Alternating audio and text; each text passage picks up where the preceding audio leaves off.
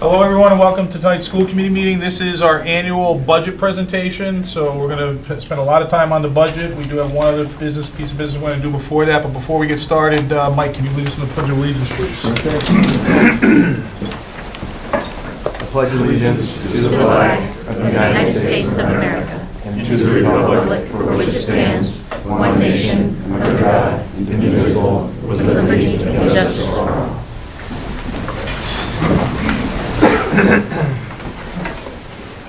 All right, we have a consent agenda, the minutes from March 2nd, 2017, and oath to bills and payroll. Make a motion to accept the consent agenda as read. Second. Motion made and seconded. Any discussion on that? Hearing none. All those in favor? Aye. Aye. Opposed? None. All right, we're going to quickly do the FinCom appointment. Steve Moore is currently one of our two reps on the FinCom. His position is up for reappointment. We posted that was available to anyone who's interested in serving in that capacity. And we got a candidacy of one incumbent, so to speak. So, Steve, we appreciate you stepping up and doing it again. Anybody have any questions for Steve? I do have a question, and I think we talked about this the last time you were here, but I figured it's just a good ritual, I suppose, to get into it every time we have someone re-up. What can you do to help advocate and sort of bridge the gap when we have conversations between the FinCom and the BOS and the school committee, and particularly in the beginning of the process? It feels sometimes like we're talking about our perception of reality, which is very different from what often the other boards, we're starting from different places, and it's been a challenge that we've had at least the last 4 or 5 years, and it probably exists in every town. But Yeah, what I can we agree do with about that. I would say that FinCom and a number of departments in town would like to see a little bit more transparency in some of the numbers that are presented by the school board. I think that is probably the largest disconnect, if you will. And if the school committee could provide more transparency, I think that would help.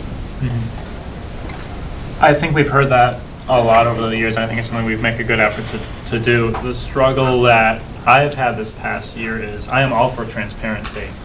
I don't know what the FinCom means by that, so we'll say we think we need, I'm just spitballing here, but let's say we think we need $65,000 to fund the position, and this is why we believe we need the position. We'll put it out there and say, well, we need this person because we're seeing our needs rise in this area. Maybe it's ELL. And we think it's going to cost $65,000 to hire a quality person and retain them.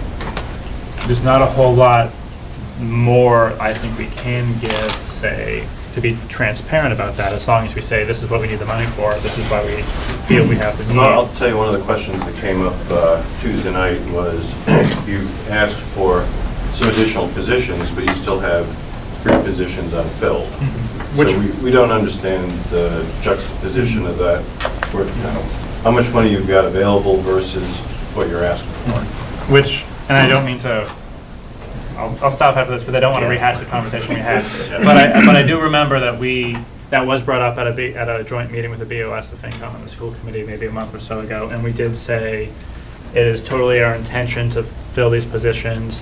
During the year, we had a shift in needs related to a couple of special ed students, and we decided to not fill the position at this time and fill a different position for the same cost in the short term to meet that need and to avoid having an out-of-district placement that would. I'm just telling you what. Right.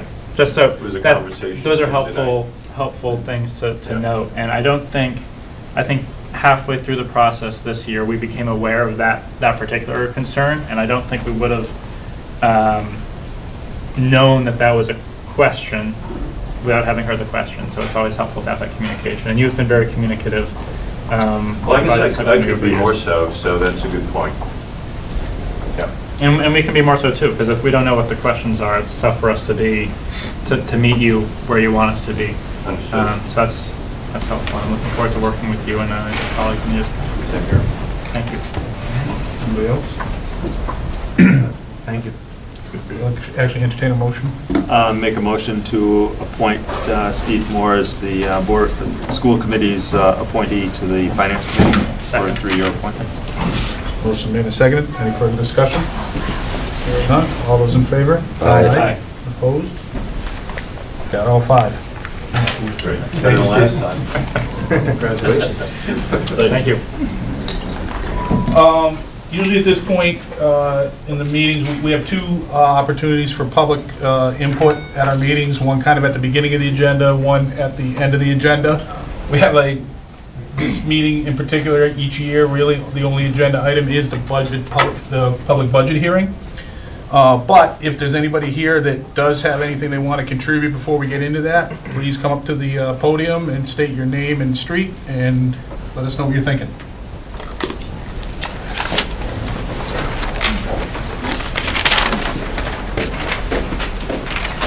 Hi, I'm Jennifer Wilson, 22 Sanderson Road. I'm here to ask the school committee to vote to reduce the cost of full-day kindergarten to make the program accessible for more children. Currently, the cost of full-day kindergarten is one of the highest in the state, and that means many families are unable to send their children to a full-day program, therefore not keeping up with their peers, either from Littleton or neighboring towns. Please consider funding full-day kindergarten with the $112,000 currently available. That would be a reduction in tuition. It means more children would be able to benefit from our quality program. Thank you.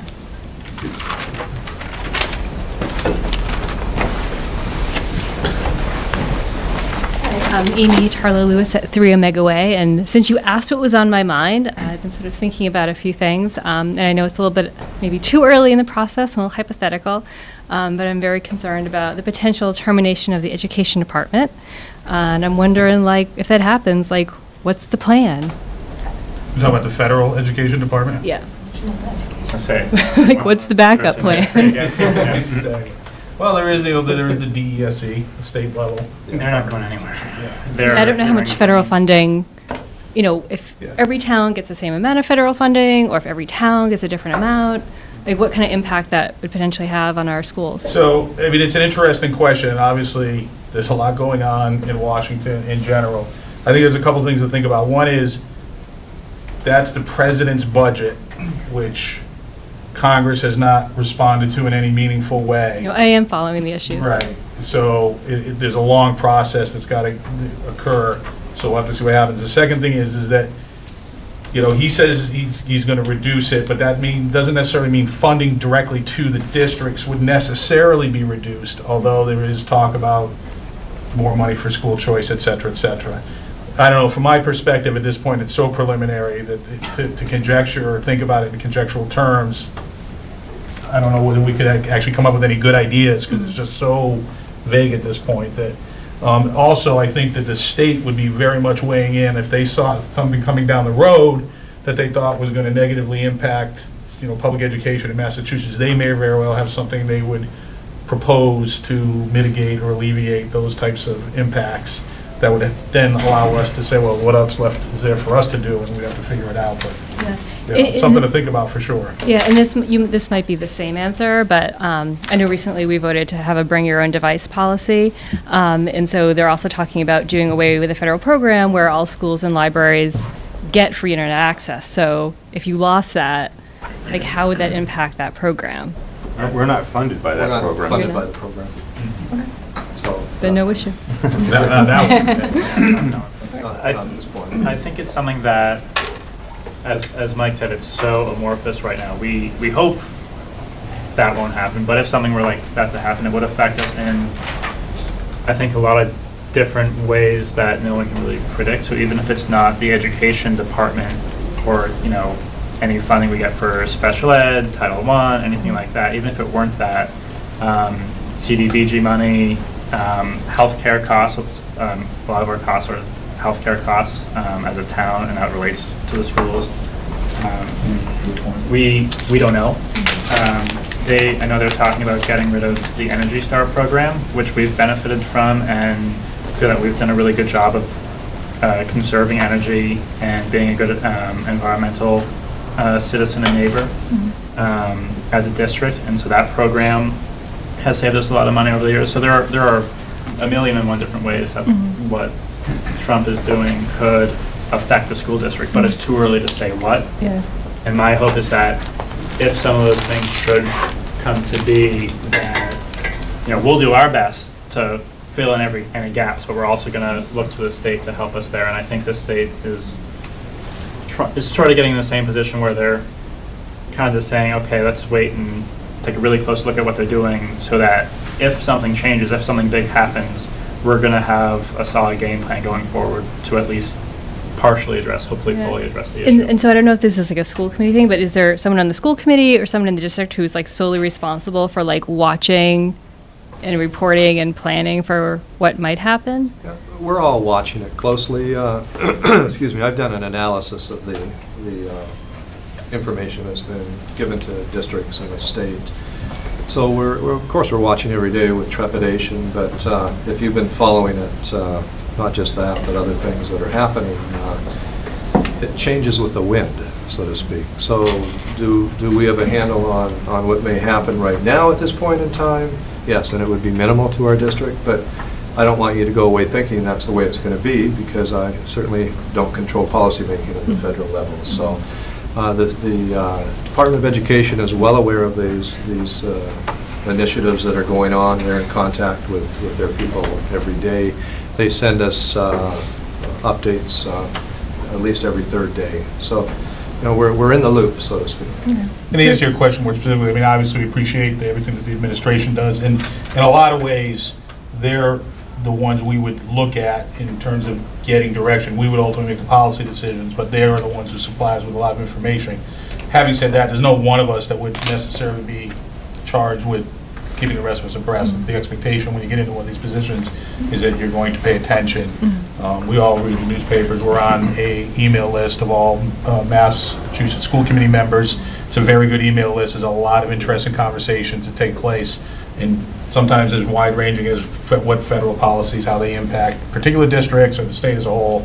So we can, depending on how much time we have in a given day, we can really get down to the weeds with that stuff. Okay. And we have the access to that kind of information. Okay, great. And that's, the National School Board Association, the Massachusetts Association of School Committees, there are a lot of advocacy organizations that keep us informed. So even though, we're going through the news, we're trying to stay up to date on our own, we are also getting the second wave of folks saying, here's what you need to know about what happened in Congress today, or on Beacon Hill today, and that's helpful. And then the other thing I wanted to point out was that when the federal administration reversed the protection of transgender students, the school district, Littleton Public Schools, immediately said, you can do that. We're standing by these students. We're going to continue to protect those students. And I'm really glad that we did do that as a district.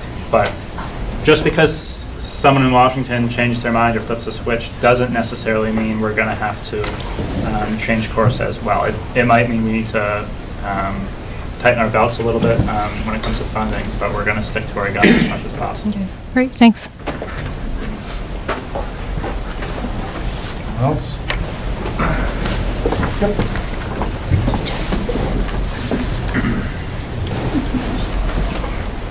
Jenny Cameron, King Street.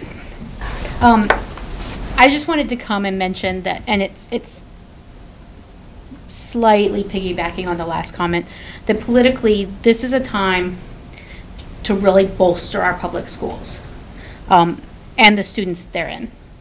Whichever side of the ticket you're voting on, it's really clear that right now that our country and our citizens are facing some big changes in the coming years.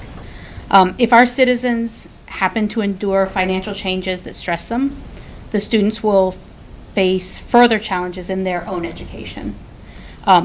Working towards funding full-day kindergarten would help ensure that that the kids in our town, no matter their demographic, will be off to a good start in Littleton schools.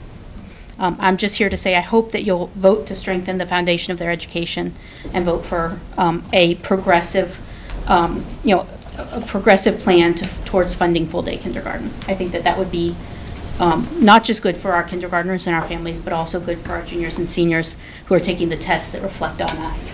So, thank you. Thank you, Jay. Anyone else?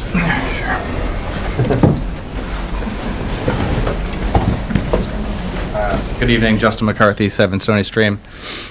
I want to thank everyone for coming out tonight. Greatly appreciate it. Best turnout I've seen far and away.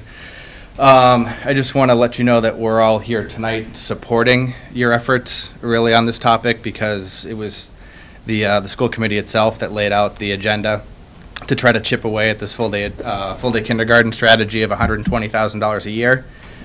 And we all get that you guys asked the Board of Selectmen and the FinCom for $120,000 to put this plan in place. And if you had received it, it's very easy to spend money that you have, or other people's money at that point.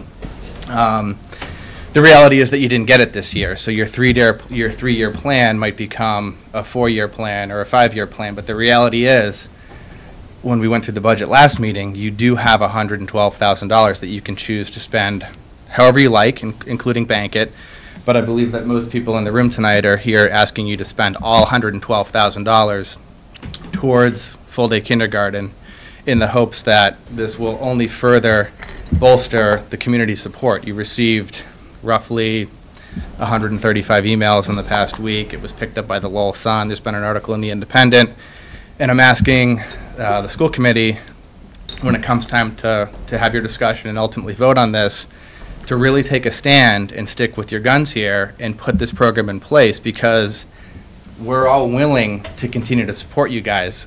We get that it's a 3 or maybe a 4 or 5 year plan going forward at this point in time, but if you don't put the money in play this year, some of the folks in the room, their kids are going to age out. It's going to be more and more difficult for us to continue to gather support. We can help you carry this forward. I'm making that pledge to you that my daughter's 5, I got a son that's 4, and I got a daughter that's 1. I'm gonna be here. I'm gonna help you with this.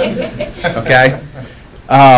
So I think anybody in corporate America will tell you if you don't spend your budget, you're not very likely to get additional funds the following year. So I think the best strategy for the school committee here is to spend $112,000 towards full-day kindergarten. We, as a group, as a community, can go back to the Board of Selectmen next year and say, this is a community initiative. We are looking for this. And I get that the funds that we're asking you to spend tonight aren't necessarily sustainable, because we don't know what the future is gonna be for the account. But the emergency reserve or the rainy day fund that you guys have is substantial. I believe that it's probably adequate to cover anything that you're going to come into the next couple of years.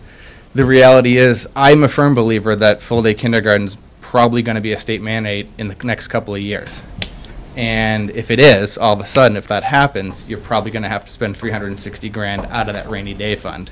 So the best strategy for the school department going forward is to put this plan in place so that you don't have to tap the rainy day fund for a full-day kindergarten going forward. You can work in conjunction with the town to get the money in advance of the need. So, again, I want to thank everyone for being here tonight. I'm really impressed. Thanks very much. Thank you. Anybody else? Okay. All right, so we're going to get... Oh, sorry. Sorry. That's all right.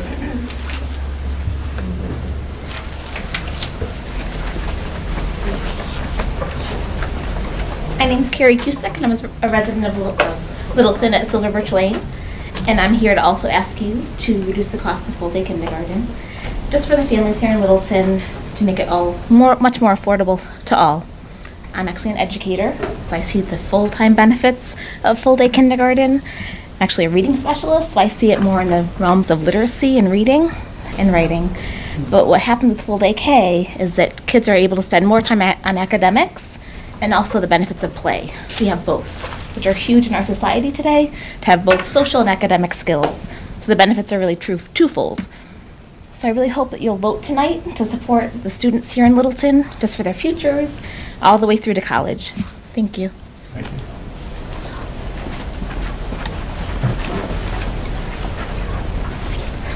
All right, anybody else?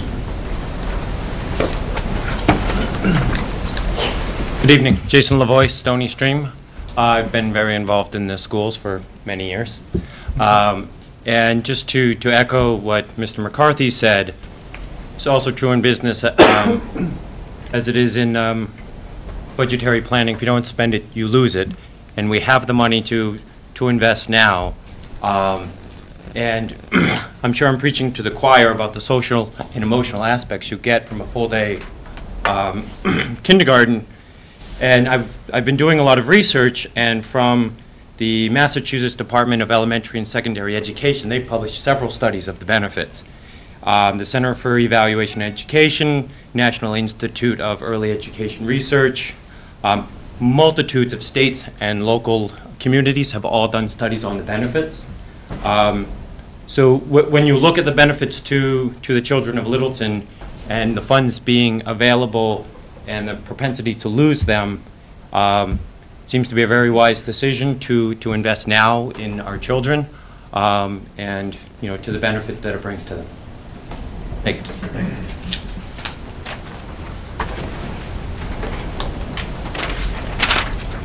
Anybody else? All right. So we're going to go ahead and start the budget presentation. A little different this year than in any of the years that I've done this. Typically, we would know exactly where we were going by the time we got to this meeting. We'd have gone through the process. We've worked with the FinCom and the Board of Selectmen, and we would have been able to arrive at a full budget and be able to present it without any suppositions on what we may or may not do. We would have already pretty much decided, and we'd go through the presentation, take the vote. Because we haven't done that, mostly because what you guys were just talking about is how we might want to fund the move towards tuition-free full-day kindergarten. So, we're going to go through the presentation, and we're going to present numbers, and when we put the presentation together, we have a couple different scenarios. Really, we could do anything. So the scenarios that are being presented were an extension of the discussion we had a couple weeks ago. We had a long meeting about the budget, and really the bulk of the meeting was we had come to consensus on how to fund everything except how to fund, or whether we would fund tuition-free or the beginning of tuition-free full-day kindergarten. And we couldn't really reach a consensus, which was fine. It was a great discussion, and we came up with some interesting concepts and ideas, and they're integrated into this presentation. So some of the numbers that are here, and I'll talk about them when I get to them, are based on an assumption.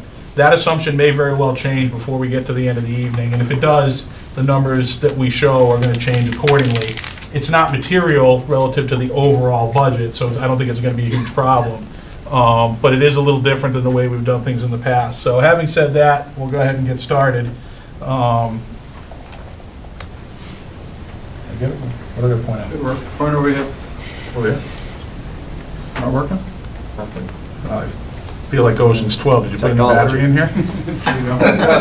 Just go beep and it'll. Every time you hear his favorite play.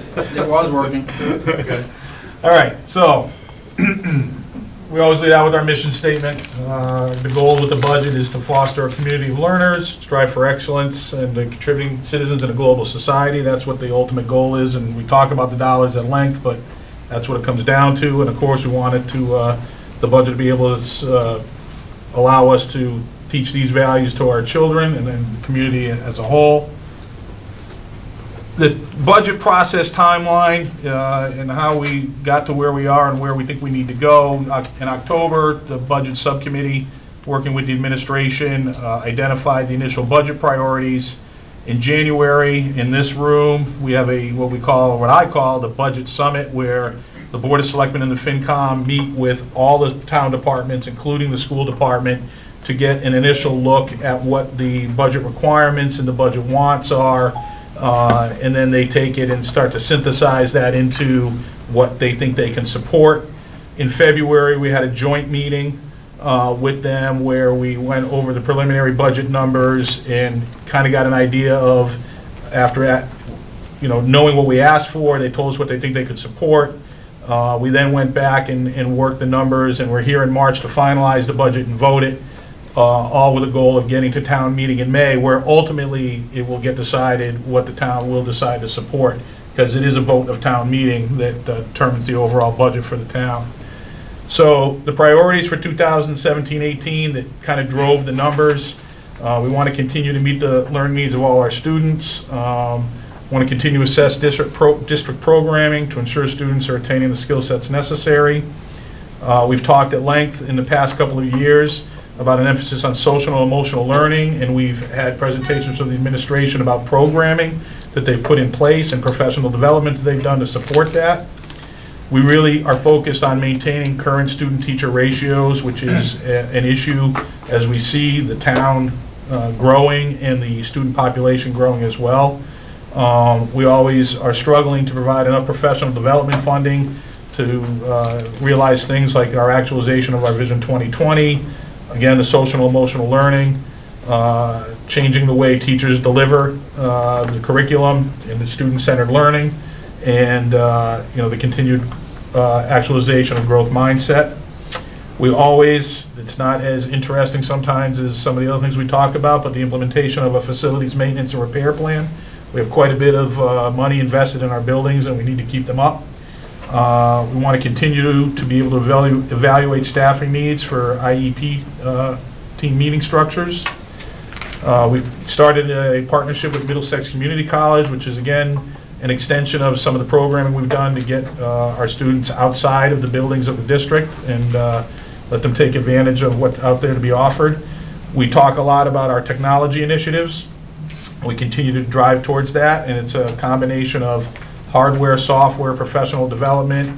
The benefits might be in the classroom, but we also talk about the Aspen Student Information System and using technology for homeschool communication. We've had an added emphasis the last couple of years on the Massachusetts science frameworks, which have been emerging and changing, and we're integrating that into our curriculum. We have a 5-year programmatic review cycle of the curriculum that we want to support through the budget. And of course, we did start talking this year about starting a transition to tuition-free full-day kindergarten. Kind of the budget components, our funding sources, the biggest one by far is the town appropriation, which is a combination of state aid, including Chapter 70, which is funding directed towards public education in Massachusetts, and of course, our real estate tax base, both the residential and commercial. We talk about circuit breaker, which is a funding mechanism from the state where each district gets reimbursed for spending they do on special education. It's not a one-for-one. For every dollar we spend, we don't get a dollar back, but we do get reimbursed. We spend money out, and then we get a portion of it reimbursed. That comes back into our circuit breaker revolving account, and that becomes part of how we budget. We've talked at length the last few meetings about school choice. We'll see in here, we have, I think, about 90 school choice students? 90 this year. 90 school choice students this year. We receive $5,000 for each student that comes in. We have other special purpose accounts, revolving accounts. When we charge our bus fees, it goes into a transportation account that offsets the amount of money we have to pay for transportation. Our athletic fees go into a special revolving account, again, to be offset on that. Tiger's Den tuition goes into an account, full-day kindergarten tuition, and things like that all go into these different revolving accounts that support the budget in the district. And of course, we have some federal grant money and other grants that we use as well. And all that's designed to support our expenses. And what you see here is a list of effectively our cost centers and how we think about and break out the budget. Our regular education, special education, student and staff support, and we'll actually go down and you can see here what each of those cost centers effectively supports. Like regular education and special education are fairly self-explanatory. The student and staff support are guidance counselors, nursing, technology, curriculum, professional development. Other instruction includes our co-curricular, sports, and extracurricular cost centers like drama, music, things like that. Systems administration is what we call the central office, the superintendent's office, and school committee costs, which I think really is we pay our lawyer, because the rest of us aren't getting paid. School administration is really the principals and office staff at each building, the non-classroom staff, transportation and buses, and then facilities and maintenance. So for FY 2018, we had identified these cost drivers, increases in what we think we need to do in the budget. We've presented this several times at these meetings and also to the FinCom and Board of Selectmen. It was a total of $1.16 million. After meeting with them in February, and again, a couple different times we met with them, we determined that the town appropriation could be increased $807,000 from last year. That's the amount that would go to the school department. So we then kind of reorganized our requests and the amounts we felt we had to fund out of that, and what we initially felt we could do inside that appropriation increase is the salary increases to retain our current staffing level. Our sped case and out-of-district tuition costs have risen. About half of the sped transportation costs. We're going to increase the amount we pay to our cafeteria staff, which we haven't done for quite a while. And we felt like we needed to really be able to fund additional staff at Russell Street for ELL, as well as a classroom teacher, and then a Title I math specialist to be shared between Russell Street and Shaker Lane. And that kind of got us to the increase in appropriation. What was left over at that point was a little bit more of the case transportation increase. We have some operational costs that we need to fund. Supplies and materials, which we've been flatlining for many years at the buildings. We also had identified a need for a shared specialist music/gym/art teacher between Russell Street and Shaker Lane. And we also, we've had in the past a half-time assistant principal at the middle school. We had to let that go a while ago. And we feel like we really want to get that back and make that a full-time position. And of course, the potential phase-in for tuition-free full-day kindergarten. Those things were currently not funded inside the appropriation. We were able to, working with the administration, identify some opportunities outside the appropriation. We have the 2 open positions, a middle school librarian and the Russell Street Shaker Lane math specialist. A total of $111,000 for those positions that we feel like we can live without. It's not something we want to do, but we think that based on the current situation, we can rejigger how we deliver those services within the current budget, and then that would free up $111,000 for other priorities. We realized that Tiger's Den has been asking for some specific custodial service directly to them, so the increase in the custodial contract that we were going to absorb can easily be taken care of out of the Tiger's Den revolving fund. So we're going to go ahead and do that. And then we identified at least $82,000 in increased use of school choice funds. The total is $233,000 for those funding opportunities outside the appropriation, which lets us fund the rest of the case transportation increase, the operational costs, supplies and materials at the buildings, the shared specialist, and the assistant principal. At this point, and we talked about this a couple weeks ago, what we haven't really addressed in this model is the phase-in for tuition-free full-day kindergarten. We did talk a couple weeks ago about what was our appetite for using more of school choice to conceivably fund some of or all of the phase-in of tuition-free full-day kindergarten. So what we're trying to show here is our projected FY 2017 ending balance of $832,054. We have adjusted the projected receipts for 2018. We're going to have 14 students who are going to graduate who are school choice students. Looking at our enrollment, which we've been talking about at different meetings, and we'll see some information about that in some of these slides, the superintendent really feels like we can only support 4 to 5 additional seats in the incoming kindergarten class. So instead of having, would you say 91, Keller, 90 students, it would be, you know, more like 85, or sorry, 80. So that would be about a $400,000 revenue stream for FY 2018. We have built in annually to our budget, we use $250,000 on salaries for our teachers, so that's built in. We had already identified in the previous slide $82,000 for additional staff and expenses for things we wanted to do. So that leaves us with a base use that we had reached a consensus on a couple weeks ago of $332,000 of school choice, and the remaining balance, if we use that, will leave us at the end of FY18 with about $900,000. So one of the things we did talk about a couple weeks ago is potential, you know, instead of doing a 3-year phase-in, which was originally what we wanted to support, it sort of shows a sliding scale. If we did a 5-year phase-in, we would do $72,000 in the first year. That would take us up to $404,000 of our school choice funds and give us a remaining balance of $828,000. A 4-year phase-in would be $90,000, and you can see what would happen, $810,000 left. A 3-year phase-in would be $120,000 and would leave us $780,000 at the end of FY18.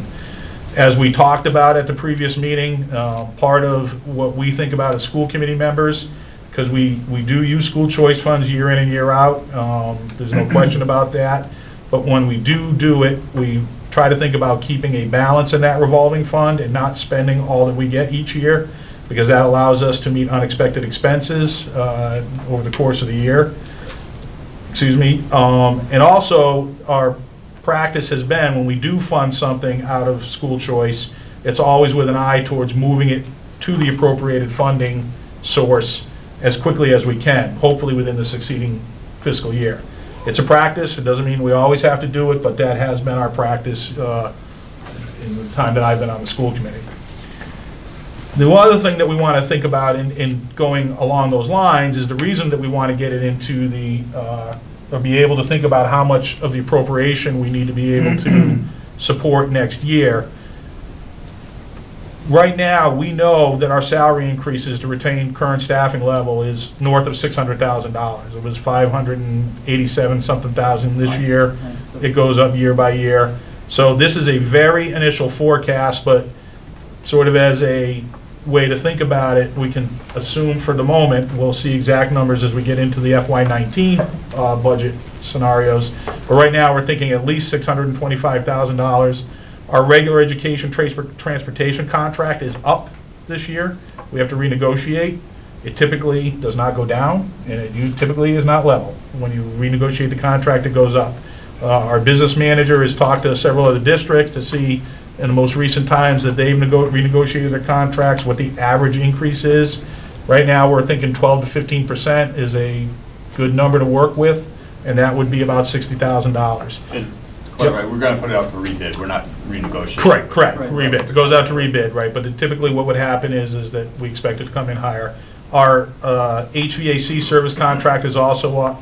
So, you know, it's easy to see that we would have it close to $700,000 in increased expenses without even like looking too hard or too closely at everything else that's going to go on next year. If we do rely on school choice funds for phasing in full-day tuition-free full-day kindergarten, this is the kind of impact that we would have if the idea is that we would move towards supporting it through the appropriation. If we did $72,000 this year, like a 5-year phase-in, along with the $695,000 that we've tentatively identified, we would have to think about getting this year's phase-in, $72,000, plus we would expect to do it again next year. That's the whole idea, is we're going to phase it in over several years. That adds another $144,000, and we're up to $839,000 that we're jumping off with as a needed increase in the appropriation for FY 2019. If we do the 4-year phase-in, it goes up to $875,000. If we did the 3-year phase-in, which is what we originally were hoping to do, we would be up to $935,000. Again, thinking about the amount of money that we're advocating for doing this year, along with what we would expect to do the second year as part of the phase-in. So this is where we kind of get into we need to come to a resolution tonight and a vote. If we don't fund anything in tuition-free full-day kindergarten, this is the expected budget that we would support. $18,860,000 out of the appropriation with the increase of $807,000. We know, or we're projecting that we would spend another $778,000 out of circuit breaker, and based on the other things that we've identified in school choice, it would be $332,000. Our other revolving funds and grants, you know, the transportation fees, et cetera, all those things we talked about, would be another about $2.3 million, which would get us to total funding of $22.2 or $0.3 million. If we decided that we wanted to go ahead and tap some more of school choice, and we decided that the 5-year phase-in was something that we wanted to do, we don't have to think about it in terms of number of years of phase-in. We could come up with any number that we wanted to use here, but just as a way of looking at it, at $72,000, that would increase our school choice use of $404,000. It would take us up to $22.3 million total spending. If we did a 4-year phase-in at $90,000 roughly a year, that would get us up to $22.35 1.49.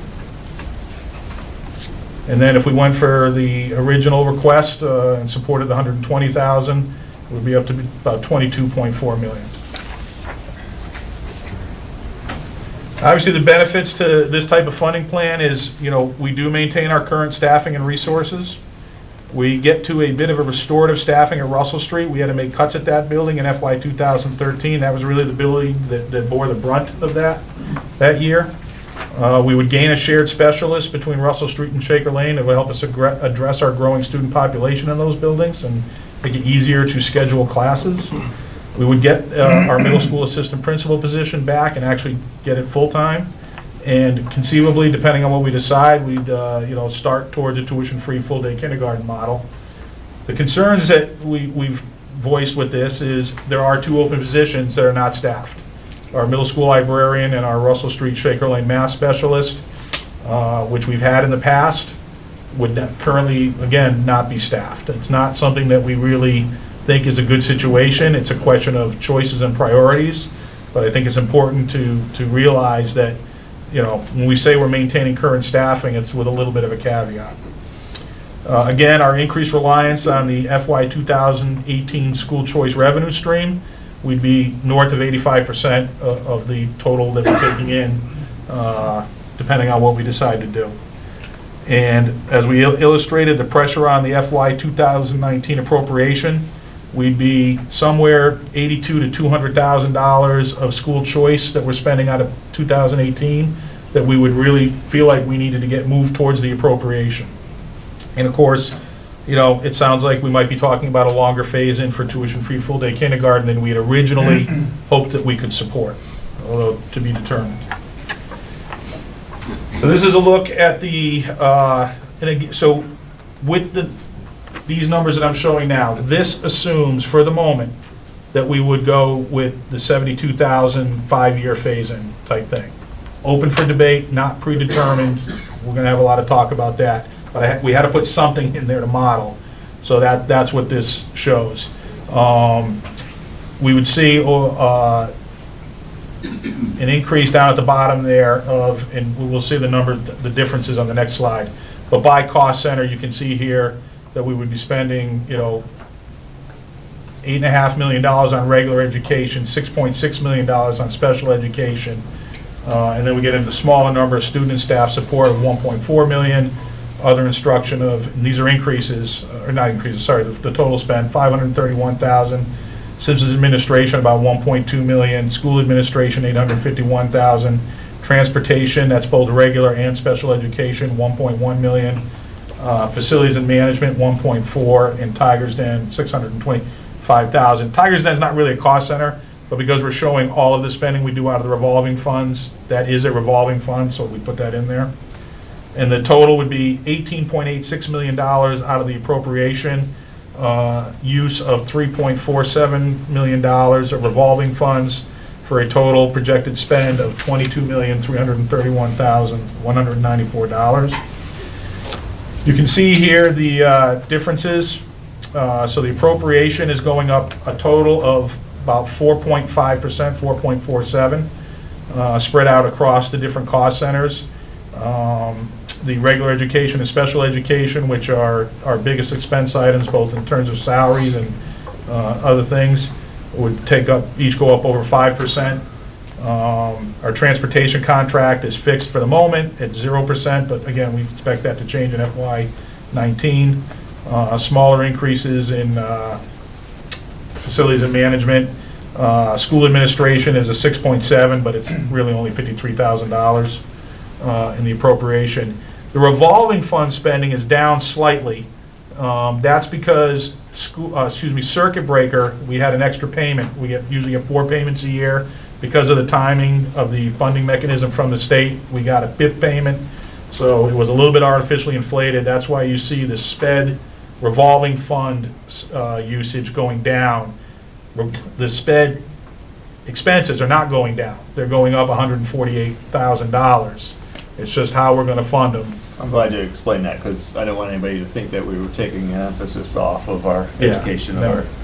We spend all of our circuit breaker money year by year, and it's just that we're going to get less this year because of that fifth payment and the way the state does their business, it kind of artificially deflates that number for this year, year by year. In reality, we know how much we're going to get, and it will get budgeted and spent. Overall, our spending is up about 3.58%, is what we're projecting in this budget. And that's with a 72? With the 72 in there, right. I didn't really crunch it. You know, the 72 went up, you know, to 90. It's $18,000. It's probably not going to move that number, that percentage. Right, no, I just wanted to make sure. If at all. Yeah. But yeah, but it is, yes, with the currently with the 72,000 built in as an assumption. Okay. This is just a chart that just shows how, on a percentage basis on the chart, and over to the right on a dollar basis, how we're spending the appropriation, the projected appropriation. You can see Tiger's Den is 0 because it's not funded out of the appropriation. It's funded strictly through the tuition that we charge for that, and it comes out of the revolving account. But regular education and special education are obviously the biggest part of the pie, and then the other cost centers take up, you know, 5, 6, 7%. Although other instruction is only about 1%. This is just the same chart, but kind of just looking at it in terms of classroom instruction, how we would classify the cost centers. And we spend 69% of our appropriated budget in the classrooms, and then other expenses make up 31% of the budget.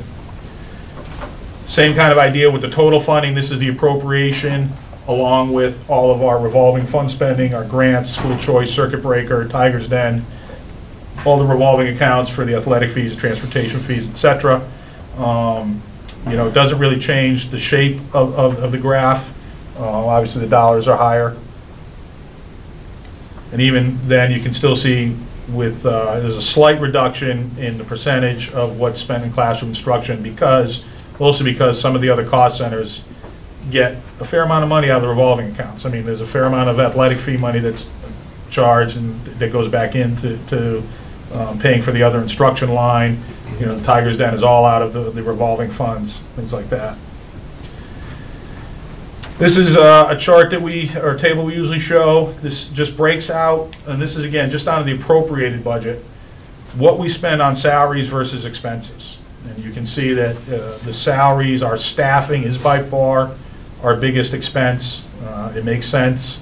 But when you see it like this, you really realize how much we spend on our teachers and our other support staff versus how much we're spending on expenses, whether it's directly educational related or facilities and maintenance or something like that.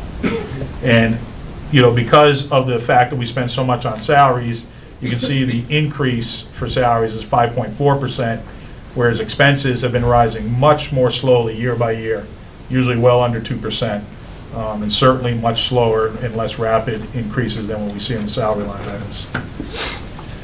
This is just a table that shows our budget year by year, how much we spend on out of the appropriated budget, which is the blue line bars, our revolving fund numbers, and the total number. And you can see that, you know, we're north of $20 million now. In 2012, we were at about 18.5 million. We're going to be up to about 22.2 million this year. The average growth, you can see that the revolving funds up and down, but kind of level, really hasn't grown significantly. The appropriation is clearly growing year by year and is driving the growth in total spending. We've been averaging about 3.9% in growth in the appropriated budget for the school department over this period of time, which, you know, depending on how you want to look at it, you think about the rate of inflation, or you think about the Prop 2.5% that we can raise property taxes year by year. You know, obviously we're outstripping that. That's something that the FinCom and the town finance admin team worries about, is that the town budget overall is growing somewhat faster than the property tax base is. And the real problem is that local aid is not growing at all. And that's what's really putting pressure on us as a town. As we see these expenses go up, we don't see our funding going up commensurate with that. And something I want to add to that is we also see that the proportion of the overall town budget that is spent on the schools has been slowly but surely decreasing over the last several years. Yeah. I think it's an important thing to note. Yeah. So this chart takes a look at what the average per pupil expenditure is in the state, which is the blue bar, versus what the average per pupil expenditure year by year in Littleton is. And the average difference is about 6.9% that we're spending. And you think about all the things that we're able to do. We talk at all our other meetings about the programs we're adding, the successes we have in terms of student achievement. And when you think about how much we're spending per pupil compared to what the rest of the state is on average spending, I think you get an idea of the money that we allocate. And while the appropriation does continue to grow year by year, I think this shows that it's being effectively spent. We're getting a significant benefit out of what we spend relative to what many other towns are spending. The state average is also, you can see both are growing over time. The state average is growing about 2.9%. Littleton's is really only, is on average 2.5% year by year. The amount that we spend per pupil is growing about 2.5%. The state level, 2.9%. So this is something that we've been talking about this year. We've been keeping a closer eye on our enrollment. So the top half of the top chart shows residents only, no school choice seats being filled. And you can see that we've been growing, steadily over the last several years. We were at 1543, we dipped, and then last year we kind of got back to that number, and then this year we're up a little bit higher at 1561 for the number of residents that are attending in our districts. The smaller bars are the by building breakout. And then the bottom chart shows residents plus our school choice seats when we add that in. And you can see that we've grown more significantly. We've been more aggressive. We were at 74, and then 80, and kind of in the 70s, up to 82, then 90 this year, seats that we have for school choice. And that's one thing that we've talked about when we think about our use of school choice and the being reliant on it, or how reliant do we want to be on it. We need to think about, as our population grows, and we think about our staffing capacity and our building capacities, do we know for sure that we're going to be able to continue to offer this level of school choice seats and, get the revenue from doing it? Isn't guaranteed that we're going to be able to. It's something we got to keep an eye on. As we said, we already adjusted our figures. 14 kids graduating this year, and we're not going to replace all 14 seats. This is just another way of looking at our grade level capacity analysis. This is something we kind of talked about, and we tried to put it into table format here. By grade, you can see where we were, where we think we're going to be this year, or excuse me, in 17-18. And we're definitely growing, and we're going towards that 130 on average class size is where we think we're going to be headed. We need to be able to prepare for that year by year. And obviously at the high school, we need to monitor how we're going to be able to deliver curriculum to that many students when we have all 4 grades. We've had grades over 130 at times, but we've never had a sustained top to bottom. Right, exactly, top to bottom. 130 kids per grade. And this is something that we'll continue to use and take a look at. And this is just kind of a same idea, just a different way of looking at it, and it breaks it out by the buildings year by year. So again, the things that we've talked about and are concerning us is the level funding of local aid dollars. That really is something that I've been revisiting and trying to make a point of year by year, both here and at the meetings that we have with the Board of Selectmen and the FinCom. The level funding of local aid dollars from the state is really a problem. We talked about that email list that we're all on with the Mass Association of School Committee members. And if you get a look at some of those, the issues that many other districts have to deal with because of that level funding, they simply can't survive. They're cutting programs, they're cutting extracurriculars, they're asking parents and families to pay even more in fees if they want to have a band program, if they want to be able to have a robust sports program, things like that. And fortunately for Littleton, while we do have things we charge for, we have been able to sustain the programming that we get. But if level funding of local aid continues, this is going to become more and more of a problem. And it simply, at some point, we won't be able to deal with it. And we're going to have to make some harder decisions.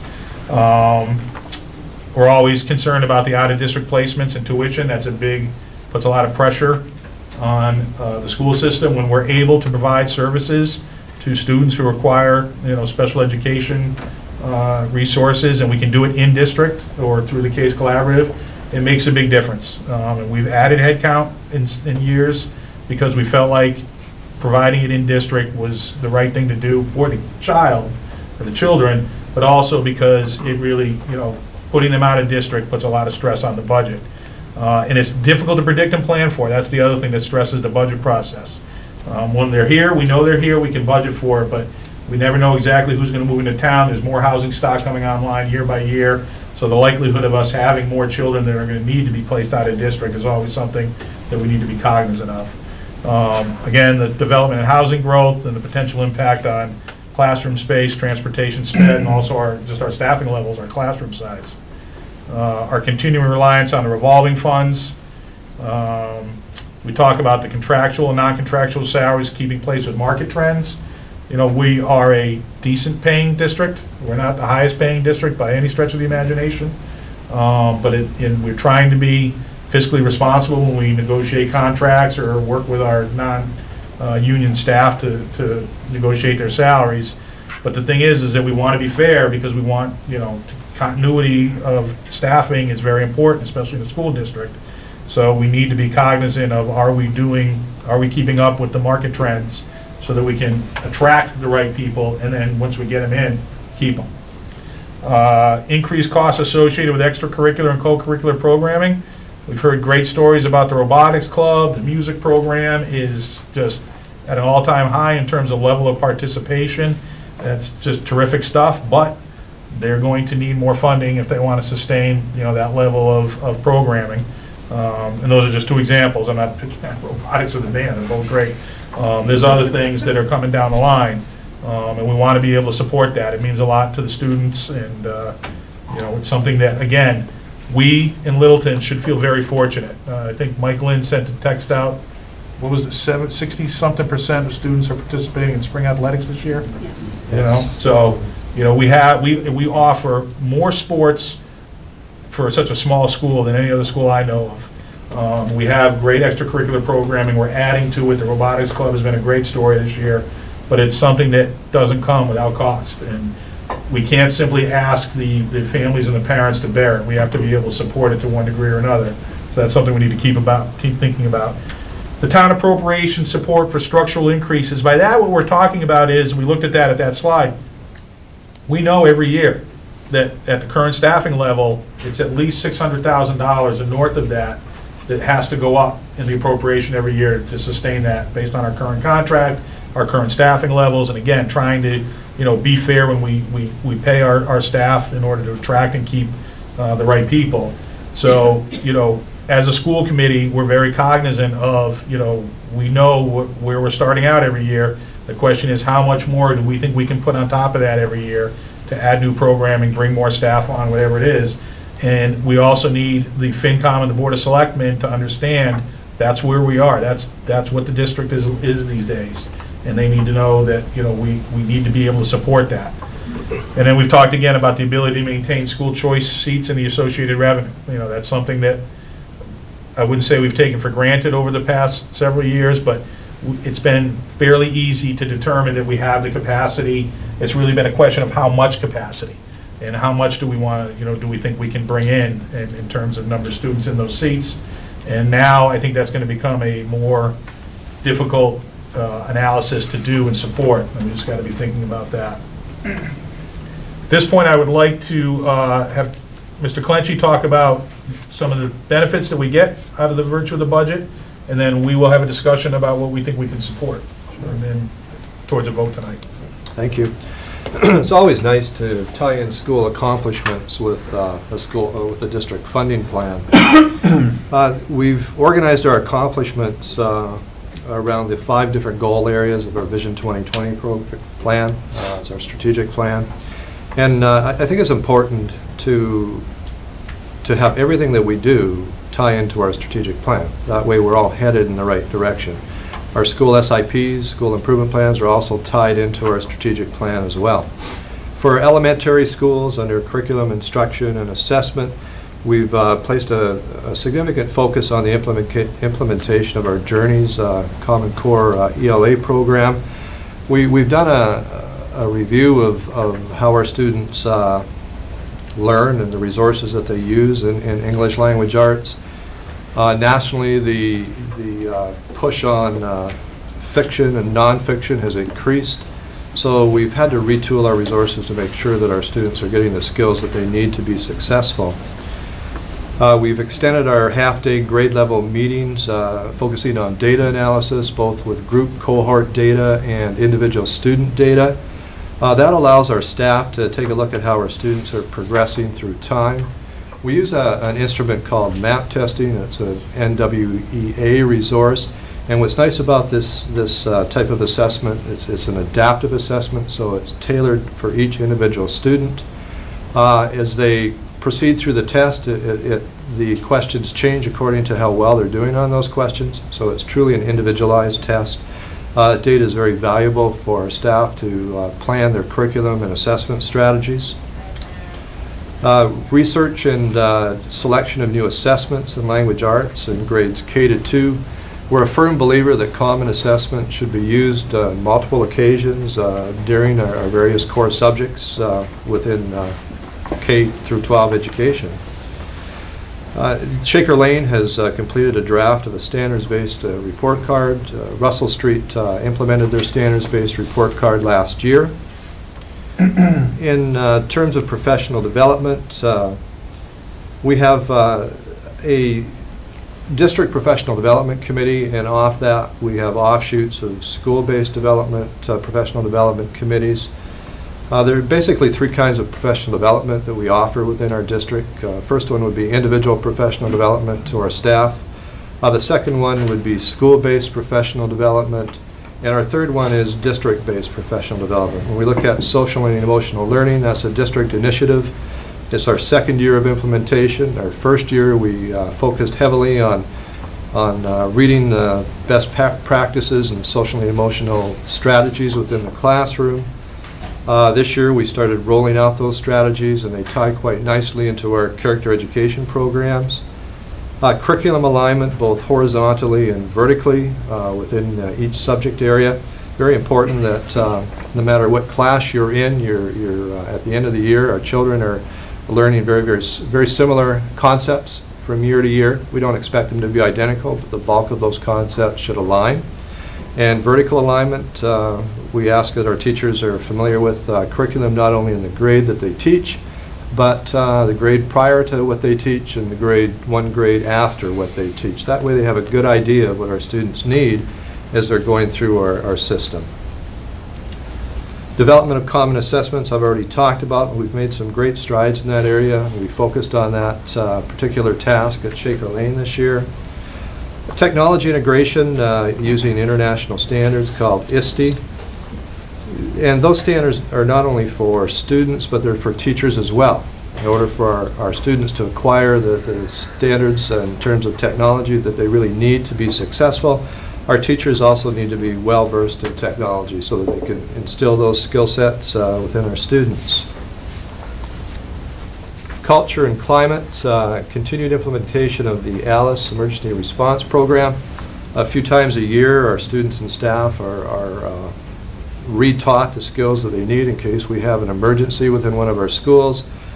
It's quite obvious when you look nationally or internationally that we need to have these programs in place, and they need to almost become innate behavior within our staff and students. We hope to never have to use it, but it's important that our students and staff know what to do in case we ever are faced with an emergency within our schools.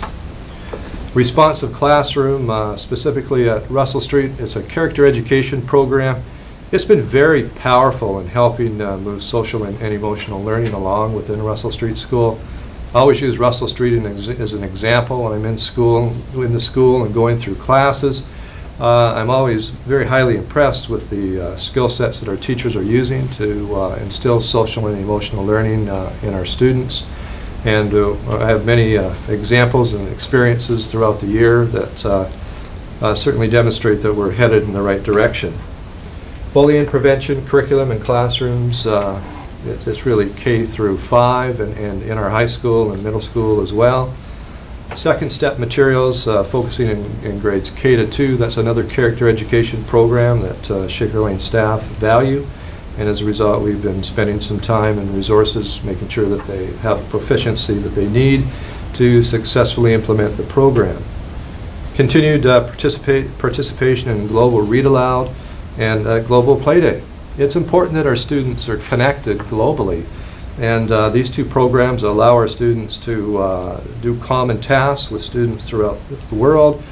We've even had some of our classes Skype or FaceTime with other classes around our nation and sometimes in other countries. It's a very valuable learning tool. Community and communication, partnerships with Littleton Cable TV, grades 3 to 5. We're filming more of what happens in our classrooms so that the community can view it on television. Shaker Lane and the high school mentor program. Very powerful program where our students from our high school go down into Shaker Lane school and work with our students. It's not an uncommon program, but very powerful for our students, especially our older students, to go down and help our younger students learn. Our senior citizen buddy program, we have a number of senior citizens or seasoned citizens, so to speak. I hate using the word senior citizens, especially as I get closer to being one myself, I guess. But that's very powerful as well. It's important that all members of our community have the ability or opportunity to get into our schools and see what we're doing and make those connections with our students. We're a very firm believer in partnerships within our community and beyond, and this is just one of many programs that we've implemented into our school district. Technology, we were fortunate to receive a grant from Littleton Light and Electric Water Department, and it allowed us to develop a think tank at Russell Street School. Many of you in this room probably have had an opportunity to see what happens within that classroom. And our students are able to invent and be creative and focus on the 3 modalities of learning, auditory, kinesthetic, and visual. Appointment of grade level technology leaders. We reorganized more correctly our technology department this year, and with that reorganization it allowed us to redirect more resources into our schools and appoint lead teachers to help other teachers. If you want to implement technology successfully within your classrooms, you have to make sure that you have skilled staff within your school. If a staff member runs into an issue with technology, 15 minutes is too long to wait. We need to be able to provide assistance immediately so that technology is useful. If teachers keep running into snags, they won't use technology in their classrooms because it's just too disruptive and distractive. We're very fortunate in this district with our network infrastructure and the technology that we have. We have minimal downtime, if any, within our classrooms. That's very important to the success of any technology integration program. At the middle school, under curriculum and instruction and assessment, we're implementing a Discovery Education Science Textbook. It's an online approach to teaching science. It's been very successful. We're looking forward to continuing to monitor the implementation of that program. That resource took us 3 years of research and meetings before we decided to plunge into an online learning tool within our middle school. Implementation of a collections ELA anthology in grades 6 to 8. This is part of our 5-year programmatic review cycle. It's important that we review our curriculum in a systematic manner. This allows us to make sure that our teachers and students have access to the best resources so that we can maximize their learning potential. Implementation of an academic support center. It's our 3rd year of implementation. Very powerful with students who are struggling in core subjects, and we've seen some very exciting and effective results. And I've already talked about MAP testing. We use MAP testing in grades 2 through 8. What's unique about our middle school is that we actually use an auxiliary program called My Path. And that provides opportunities for our advanced students to have individualized instruction so that they're challenged. We also provide opportunities for some of those students to take online courses, high school courses, for example. And if possible, we will align them with a high school class if they're ready for it. So we really believe in moving learning forward for all students and not expecting our students to stay in a grade equivalent class if they're ready to move on to something different. Professional development, again, it's just a reiteration of what I've talked about at the middle school. The district initiative, we're still focusing on social and emotional learning, implementation of teaching strategies into our classrooms, curriculum review and design, and again, technology integration is a focus within our district. It's our hope that we'll have a one-on-one laptop program, Chromebook program more correctly, at the middle school within the next 2 years. We are embarking upon that journey in the high school next year. Would have been nice to do it all at once, but as you can see, there are always limitations to the amount of money that you have available to implement initiatives such as these. Culture and climate, ongoing review again with the and implementation of the ALICE Emergency Response Program. The continued implementation of the advisory model has been very effective at the middle school level. Implementation of trimester celebrations of success for all students in a variety of subject areas and extracurricular and co-curricular activities. Implementation of opportunities for parent and family partnerships. We really believe that we're a school community, and the more we can do to have families come together and participate in activities within our schools, the better learning environment we'll have for all students, and our parents are more in tune with what we're doing within our schools. We've been very successful implementing the Green School Initiative not only at the middle school. The middle school was the originator of the Green School movement in our district. Last year we received a prestigious award at the national level for our Green School initiatives, and we're actually recognized in Washington for our accomplishments. Community communication, the continued rethinking and reorganization of our grade 6 orientation. We want to make sure that our transitions from school to school are smooth, and as students progress along from school to school, we need to make sure that they feel comfortable moving into our different schools, and obviously there are significant curriculum changes as they go from school to school. Academic support centers are faithful at reporting progress of students on a weekly basis. Use of effective and consistent communication tools. We are a social media society at this point in time. We use Twitter quite a bit, and our teachers have blogs, and it's really allowed us to show our community what's happening in our schools very easily by accessing our websites and our blogs and our Twitter accounts. Plug for Twitter, we all have them, including myself, so if you don't belong to our accounts, please join us. There's information that goes out every day. Again, technology, I've already talked about that. We have a consistent theme throughout all of our schools. We want to use technology in a fashion that enhances student learning, not simply supplanting what we're doing. We want to move learning forward through the use of technology. Our high school under curriculum instruction assessment, we were fortunate to receive AP Advanced Placement Honor Roll recognition this year for student achievement and access to rigorous course work. This is the third time we've received that award in 6 years. Not an easy award to receive, and very proud and pleased at this accomplishment within our high school. We've embarked upon a partnership with the Middlesex Community College that gives our students an opportunity to enroll in dual enrollment courses, and what that means is that our students would receive credit, high school credit for that course, but also college credit for the course. Middlesex College has been great to work with. They've offered to work with our teachers and certify them as college instructors. And as far as I'm concerned, and in terms of the superintendent, and how we need to change what's happening in our high school and make sure that our students are prepared for their continued journey. This allows our students to experience college before actually going there. Research is very clear that if students are exposed to a college course prior to starting, they're most likely to finish on track. And if you've done any reading about university and what's happening, not only in Massachusetts, but within our nation, four-year degree programs aren't always completed in 4 years. Let me just leave it at that. And having students be exposed to these courses in high school creates a greater opportunity for them to finish within that four-year program cycle. And as parents, I'm sure you're all concerned about that with the cost of tuition.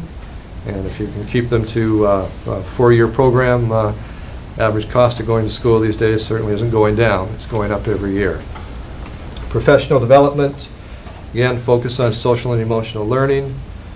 We've spent a lot of time with curriculum development in our high school. I'm very proud of the curriculum that we offer. It's very rigorous, and our students do very well on competitive exams. We have put an increased, or placed it more correctly, an increased focus on interdisciplinary projects. That is the way of the future, and the more that we can get our teachers to collaborate and work together and use project-based learning, the result of that is our students will be prepared for college and career. All of you know when you get out into the working world, you have to know how to work in groups and collaborate, and those skills are as important as academic skills. Google Apps for Education, we've been using that quite a bit right from Russell Street throughout our high school. A lot of our students now are completing assignments online, doing tests online, and a lot of our staff are marking assignments online, so the feedback is quick, and you have a permanent record of that feedback. It also helps our students keep organized. It's a lot easier to keep an electronic file, in my opinion, than it is a binder or 10 or 15 binders in your lockers. So I'm really proud of the fact that we've moved so quickly in that direction. And the last one is executive skill development. We spent a lot of time with staff and our high school students talking about the importance of executive skills, and have identified students that have strengths and students that may not have strengths in some of those areas. And it's really helped our students develop those skill sets that are required to be successful. Climate and culture, myriad of things happening here, as you can see. I'm not going to go into all of them tonight. We have a plethora of opportunities for our students to perform in various co-curricular activities. We're very proud of our student achievements in those areas, and we have a play actually coming up in a couple of weeks, high school, so if you're available, it would be a great opportunity for you to come out and see what our high schools do in terms of a drama production. Our library is receiving an upgrade and becoming more of a technology center via a fund that was awarded by the Kimbo Foundation, so it's changing as we speak. We were awarded 2 years of funding to do that. Everything from collaborative learning centers using computer technology to 3D computer usage, and also seating arrangements that are more conducive to, for lack of a better word, unconventional learning, where we're not sitting in rows all the time. We have tables and comfortable chairs to sit in as well. And technology, as I've already mentioned, we're moving forward with a one-on-one Chromebook Bring Your Own Device program next year, starting with our grade 9s and 10s, and we will just progress that program from year to year, with the hopes of perhaps in FY19 starting that same program in our middle school.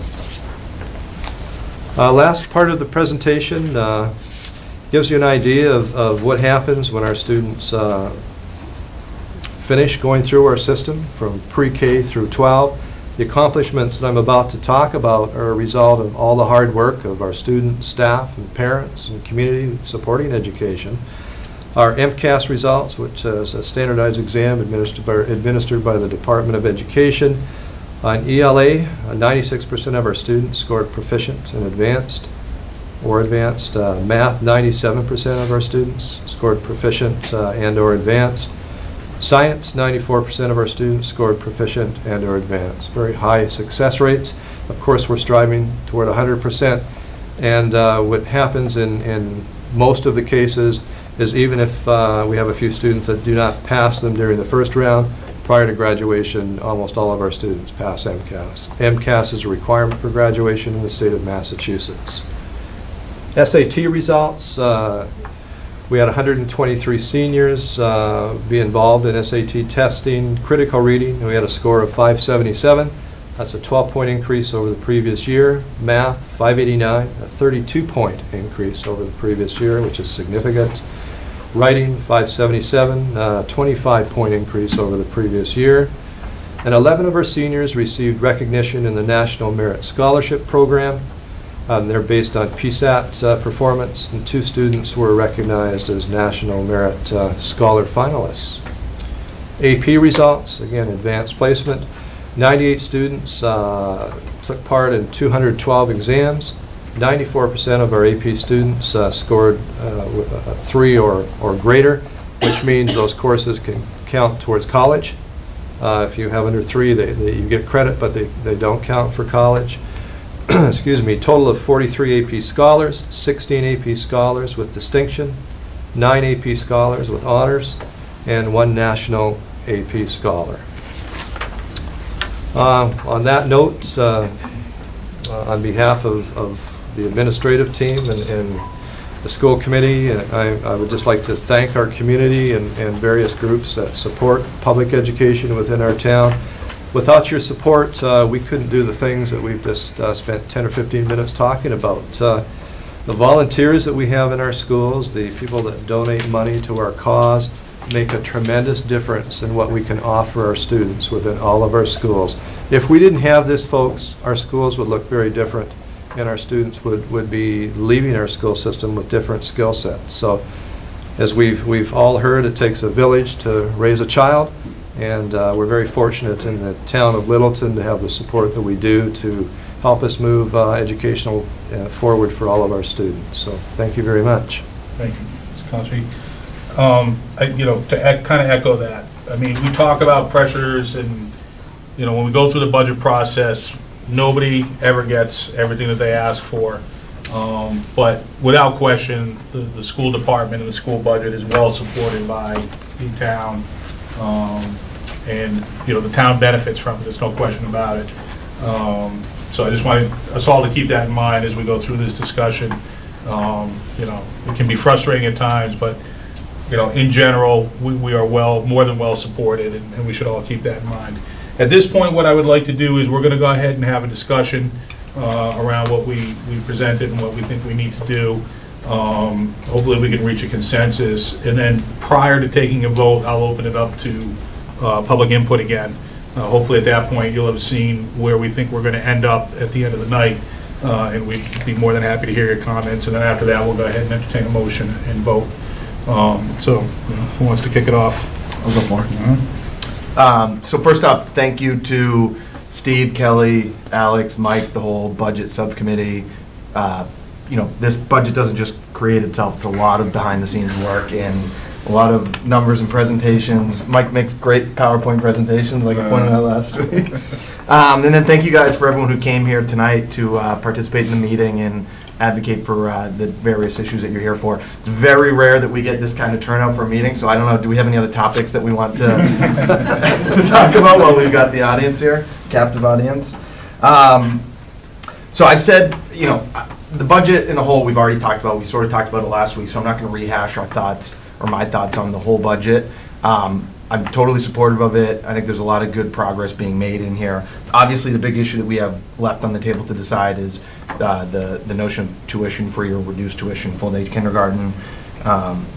So as we get to that part of the conversation, I've said for the last, this is the third, I think it's the third year of budgeting that I've been on the school committee.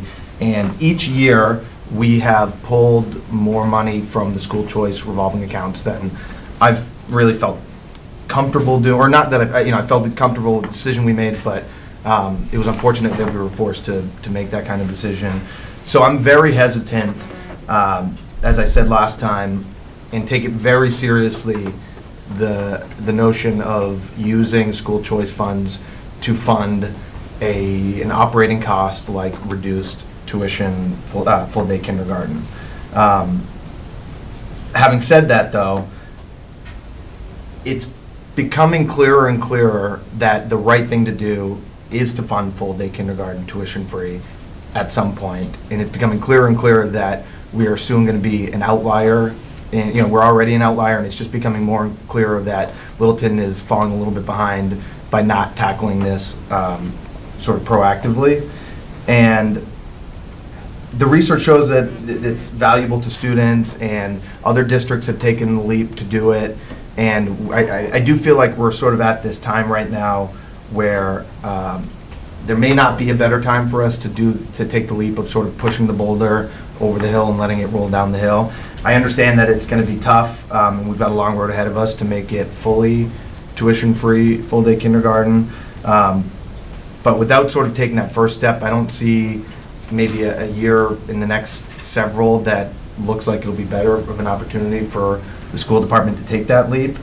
I also think it's just important to remind people whenever we talk about the school budget, it was clear from the presentation today, I think everyone saw how judicious and frugal the school administration is with the money that we do get, right? I mean, I think that's something that we constantly have to be reminding people, that we are not just throwing more money at problems. I mean, when you look at the trends of Littleton compared to the rest of the state, we do fund, our per pupil funding is significantly less than the average, and by all accounts, our performance on, our student performance is outpacing the rest of the state average. So for people who are hesitant about investing this money into the school district, it's very clear, I know I'm preaching to the choir right now, but it's very clear that the money is being put to good use. Every single year, we have at least 1 or 2 meetings where Kelly and Steve come to one of our school committee meetings, and they tell us about a very difficult budgetary decision that they were faced with and how they were able to handle it entrepreneurially and with saving the district tons and tons of money. It happens every year, and so it's a credit to the school administration in doing so. So before we finish this conversation, it's just an important reminder to people that this money is being used very effectively. The word transparency was used earlier, and we do a pretty dang good job of making sure that we make it clear how we're spending the money, and we do a good job with how that money is spent. So as a matter of principle, I've shared my concern about using school choice funds for non-one-time expenses. And as a matter of principle, I do think that it should be the policy going forward of the school committee to never spend all of the revenue that comes in through school choice in a given year. So right now we have about $112,000 that we're working with, either saving that or using it on something like full day kindergarten. And I guess the conclusion that I've gotten to is that I am prepared tonight to either make a motion or support a motion that would add money to our bottom line from school choice funds to support reduced full day kindergarten. I have to say I'm not comfortable spending $112,000 as a matter of principle, because we've made such leaps and gains in the last several years of not spending all of our school choice funds.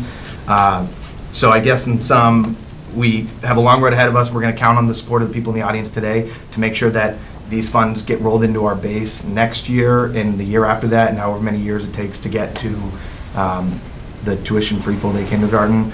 But tonight, I intend to support a motion to fund at least $70,000, hopefully $100,000 of that this year.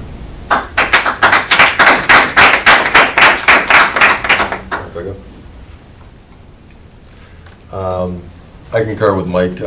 If not now, then when? I think we're coming to this. If we don't do something now, I think next year we're going to be faced with the same problem. So I think at some point we need to show both the selectmen and FinCom that we're serious about moving forward with free, or at least reduced, full-day kindergarten. I just think we need to give it a shot in the arm and get some momentum going. So I also agree that we shouldn't be spending the entire $112,000. I do feel comfortable with the 4-year